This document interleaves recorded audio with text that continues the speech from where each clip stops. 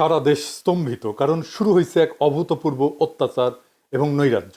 এই অত্যাচার আর নৈরাজ্য সারা দেশ আগে কখনো দেখেনি। আওয়ামী লীগের সন্ত্রাসীদের স্টাইলে এবার যুব দলের সন্ত্রাসীদের হাতে 28 অক্টোবর স্টাইলে খুন হইল এক ব্যবসায়ী। পাথর দিয়া বিপুল জিঘাংসা নিয়া থেতলে দিছে সেই ব্যবসায়ীর শরীর। সমকালের প্রতিবেদনে বলা হয়েছে, নিহত সোহাগের কাছে কিছুদিন ধরে ব্যবসার অর্ধেক ভাগ দাবি করে আসতেছিল স্থানীয় যুবদল নেতা পরিচয় দেওয়া মাহিন। সোহাগ তাতে রাজি হয়নি। এই নিয়ে তাকে হুমকি ধামকি দেওয়া হয়। হত্যার আগের দিন তার গুদামে গুলিও চালানো হয়।